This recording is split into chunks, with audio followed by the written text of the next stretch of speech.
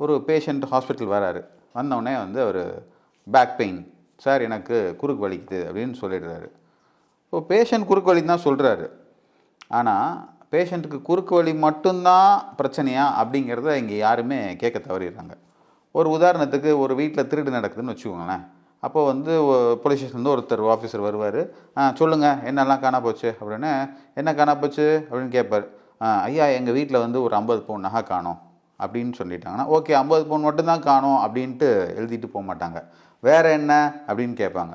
அப்போ சொல்லுவாங்க ஏன்னா கேஷ் கம்மியாக தான் வச்சுருப்போம் வீட்டில். ஸோ ஒரு 10,000 பணம். ஓகே அதை செகண்ட்ரியாக தான் சொல்லுவாங்க. அதுவும் கேட்டால் தான் சொல்லுவாங்க. ஏன்னா 50 பவுன் நகையோடைய விலை மதிப்பு ஜாஸ்தி.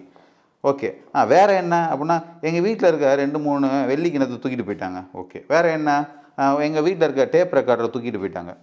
இது சின்ன பொருள்லாம் வந்து வேல்யூ பண்ணவே மாட்டாங்க. அதே மாதிரி தான் பேஷண்ட் பார்த்தீங்கன்னா பேக் பெயின் அப்படின்னு மட்டும்தான் சொல்லிட்டு வருவாங்க.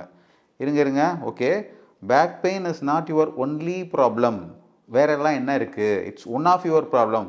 அதாவது குறுக்கு வலி மட்டும் உங்கள் பிரச்சனை கிடையாது, இது உங்களுடைய பெரும் பிரச்சனை. சின்ன பிரச்சனைலாம் சொல்லுங்கள் அப்படின்னு சொல்லிட்டு எல்லாரும் கேட்க தவறிடுறாங்க. பட் மதுரை ஆஸ்டியோபதி கிளினிக்கில் அப்படி கிடையாது. மெடிக்கல் சிஸ்டமும் அப்படி கிடையாது. அப்படி கேட்கணும். அப்படி தான் ப்ராப்பராக சொல்லி கொடுத்துருக்காங்க.